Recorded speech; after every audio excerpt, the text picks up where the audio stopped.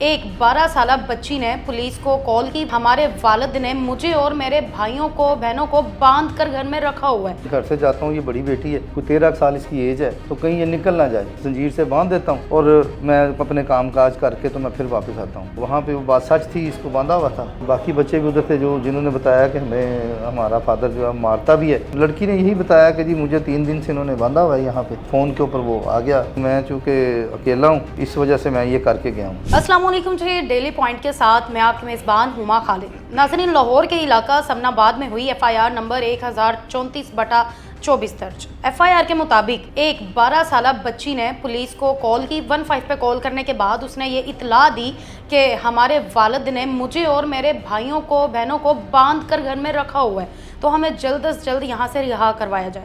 Police ने बरवक्त कार्रवाई करते हुए वहाँ पर छापा मारा, बच्चों को जो है वो रिहा करवाया और बच्चों को चाइल्ड प्रोटेक्शन के हवाले किया। आखिर उस दरिंदा सिफ्त बाप ने ऐसा क्यों किया? जो बाप है वो तो बच्चों के लिए हीरो होते हैं, सुपर हीरो होते हैं। जो बाप कर सकता है अपनी औलाद के लिए, कहते हैं वो कोई दुनिया का कोई मर्द नहीं वैसी चीज़ कर सकता है। तो क्या आखिर वजह बनी कि एक बाप ने अपने जिगर के टुकड़ों को यूं बांध के रखा हुआ? इस सारे मामले पे रोशनी डालने के लिए हमारे साथ DSP मौजूद हैं आतिफ साहब। उनसे ज़रा बात कर लेते हैं और जानते हैं कि असल हक़ाइक़ क्या थे। जी अस्सलाम वालेकुम। जी वालेकुम सलाम। कैसे हैं आप? अल्लाह का शुक्र है, बिल्कुल ठीक। आतिफ साहब, मुझे बताइएगा कि ये असल कहानी क्या थी, माजरा क्या था? असल में इस तरह है कि ये जो इकबाल साहब हैं, ये अपनी मिसेज़ के साथ इनकी नचाकी है, काफ़ी देर से चलती आ रही थी। अभी जाके जो ना वो महीना एक पहले लड़की इनसे चली गई है। फिर जब ये अपनी तरफ से जो बकौल इसका जो मौक़िफ़ है कि घर से जाता हूँ, ये बड़ी बेटी है, कोई 13 साल इसकी एज है, तो कहीं ये निकल ना जाए, तो इस वजह से चूँकि ये बड़ी है, इसको फिर मैं जंजीर से बांध देता हूँ और मैं अपने काम काज करके तो मैं फिर वापस आता हूँ। जबकि बरअक्स इसके कि जो इसकी वालदा है वो भी कोशिश करती है कि बच्चों से भी मिलूँ, लेकिन ये बंदा जो है, इसकी जो दिमागी हालत है वो ज़रा मतलब इस तरह की है कि ये जानबूझ के बांध के जाता था, बतौर सज़ा समझ लें या ये समझ लें कि मतलब उनको डराने के लिए, ताकि ये कि माँ के लिए ये बात ना करें। क्योंकि ज़ाहिर है उसने फिर अगर माँ ने फिर आगे कोर्ट छोड़ जाना है, तो कोर्ट छोड़ अगर जाएगी तो कोई ना कोई बच्चों की हमदर्दी लेने के लिए, तो लेकिन इस तरह तो बच्चों की हमदर्दी नहीं मिलनी थी, उल्टा बच्चों ने इसमें ख़राब होना था। तो ये सारी सूरत हाल थी। जब गई है हमारी पुलिस, गई है फिज़िकली जाके, जब देखा रेड किया तो इनको बाकायदा इसी तरह पाया जिस तरह बच्ची ने फ़ोन किया था। कितने भाई बहन थे ये? 4 बहन भाई हैं। ये बड़ी है, ये 13 साल है, बड़ी बहन है ये इनकी, ये बड़ी है, बाकी 3 बच्चे छोटे हैं। आपको कॉल कब और क्या? ये तकरीबन कोई 7:15 बजे के करीब कॉल रिसीव हुई है।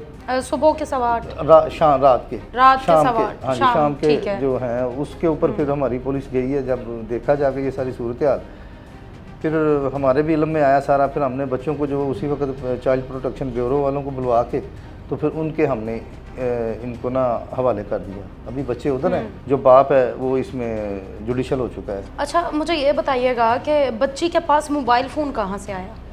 अच्छा, मोबाइल फ़ोन जो वो घर पे मौजूद है, इनके घर पे था मोबाइल फ़ोन ना, वो रखा हुआ था, लेकिन इसका जो बाप है इसको ये शक था कि ये बच्ची किसी से बात करती है, इस वजह से उसने अपनी तरफ से ना साइड पे रखा हुआ था छुपा के।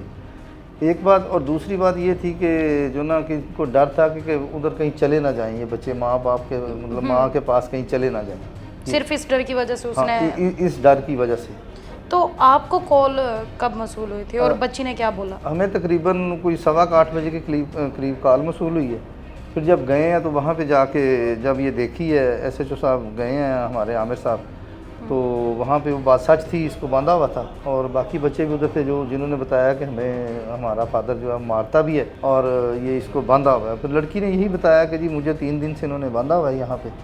तो फिर उसको फ़ोन किया, इसके वालिद को, वो उन्होंने बच्चों ने टेलीफोन में से फिर फ़ोन नंबर दिया, फिर उस फ़ोन के ऊपर वो आ गया। फिर उसने आगे यही बात बताई कि जी ये वाला मसला था, तो मैं चूँकि अकेला हूँ तो इस वजह से मैं ये करके गया हूँ। तो फिर उसे सवाल किया कि 3 दिन से तुमने क्यों बांधा हुआ था, मुसलसल तुमने बांधा हुआ था 3 दिन से? उसने कहा जी मुझे डर था कि कहीं ये चली ना जाए। तो मारता पीटता भी था बच्चों को? बिल्कुल मारता पीटता था। कोई मेडिकल वगैरह करवाए, निशानात बच्चों के थे? कुछ इस तरह के नहीं थे, लेकिन चूँकि बच्चों ने बताया कि ये अक्सर बेशतर हमें मारता है, जिस तरह मतलब उस तरह का तशद्दुद नहीं है, जो तशद्दुद बेजा होता है वो नहीं है, बस बच्चों को चपेड़े मार दी और छोटा। तो बाकी बच्चों की क्या उम्र है? बाकी जो छोटा बेटा है वो तकरीबन कोई 11 साल का है, फिर इसी तरह कोई 9 साल और 7 साल। और सब बच्चों का यही था कि वो सिर्फ उस बेटी को बांध के रखता था। हाँ जी। किस चीज़ से बांधा हुआ था जब टीम वहाँ पर पहुंची? चेन जो होती है, जो संगली होती है ना, संगली जिससे से बकरे बांधा बंधे हुआ होते हैं, था? हाँ जी, संगली से बांधा हुआ था।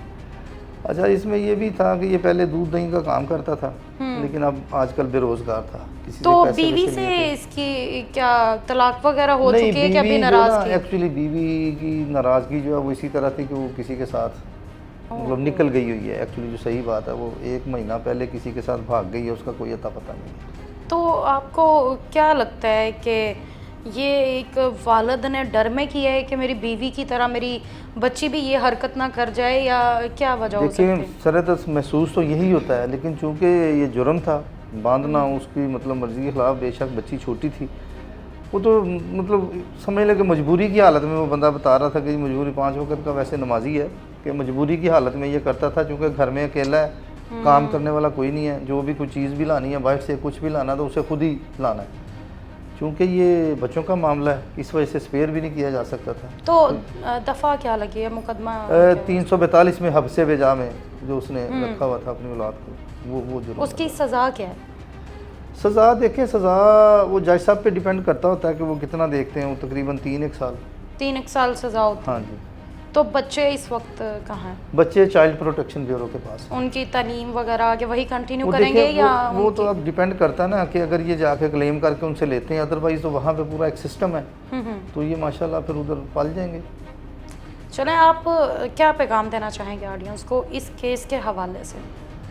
अब देखें, बात ये है कि जिस तरह आजकल थोड़ी बहुत मतलब थोड़ी बहुत तो नहीं कह सकते, महंगाई काफ़ी हो गई है, उसकी वजह से लोगों के मामला जो ख़राब हो रहे हैं। और फिर दूसरा ये था कि जो मोबाइल फ़ोन है, बिल्कुल, इसकी बहुत ज़्यादा एहतियात की ज़रूरत है। अपनी जो नई जो जनरेशन है, ये तो आई, इसने आते ही ये वाला देखा, और मतलब हम वो वाले फीचर्स नहीं समझते जो ये वाली जनरेशन समझती है। बिल्कुल। वो यही है, वालिदैन को मतलब एक नसीहत है कि अपने बच्चों पे नज़र रखें, और जो टेलीफोन वगैरह हैं उन्हें ना मुहैया करें। ठीक है, ये सब के लिए मतलब जिनके पास 4 पैसे हैं, वो जब देते हैं, वो जब स्कूल में बच्चे जाके बात करते हैं या लेके आते हैं, तो फिर वो बच्चों में ना एक तजस्सुस और बिल्कुल ऐसे और एहसास कमतरी भी पैदा होता है, और इसकी वजह से फिर वारदातें भी बड़ी हो रही हैं, मतलब छीना झपटी भी इसी वजह से हो रही है। तो ये है कि बच्चों को ना मतलब इसको इन मोबाइल्स वगैरह से मतलब दूर रखें। अच्छा, आतिफ साहब, देखने वाले लोग जो हैं वो इस वक्त ये समझ रहे होंगे कि उस बाप ने बेबसी की हालत में की है, एक बाप करता भी तो क्या करता। तो इन सारी चीज़ों को मद्देनज़र अगर रखा जाए तो क्या उस बाप को सज़ा देना भी इम्पोर्टेंट है, बनता है कि उसको सज़ा ज़रूर मिलेगी? देखिए, बात मैंने आपको कही कि ये तो मतलब अदालत का फैसला है, अदालत इसको चेक करेगी कि इसमें नीयत क्या थी उसकी, और मतलब सबूत क्या है, पुलिस तो ने क्या। बच्ची गिल्टी पाई गई है इस हवाले से? देखिए, हम कह तो नहीं सकते, लेकिन जब देखें वो बाप है, बाप क्या चीज़ें देखता है, क्या चीज़ें वो देखता है, उसको कैसे पता चलता है। ज़ाहिरी चीज़ है, उसने कोई ना चीज़ मोबाइल में कुछ इस तरह की कोई चीज़ देखी होगी जिसके ऊपर मतलब उसने फिर ये वाला स्टेप उठाया, मतलब कुछ भी था। अब देखें, वो तरीक़ों की बात है। अगर मैं कहूँगा कि जी वो तरीका ये इख्तियार कर लेता, वो इख्तियार कर लेता, वो जितनी उसकी अक्ल थी, जिसकी उसकी सूझबूझ थी, उसने उसके मुताबिक उसको चेन बांध दी कि चलो जी ये ठीक है, लेकिन वो गैर कानूनी था, वो ठीक नहीं था। ये है। चलो जी, आपका बहुत शुक्रिया। बाकी नाज़रीन, अब बच्चों से जो है वो भी हमारी बात करने की पूरी कोशिश है कि चाइल्ड प्रोटेक्शन वाले बच्चों से हमारी मुलाकात करवा सकें और बच्चों का बयान भी आपके सामने ला सकें। डीएसपी साहब ने हमें सारे केस के बारे में बताया, क्या मामला थे क्या नहीं थे। मुझे दी इजाज़त, मिलते हैं अगले प्रोग्राम में। वस्सलाम।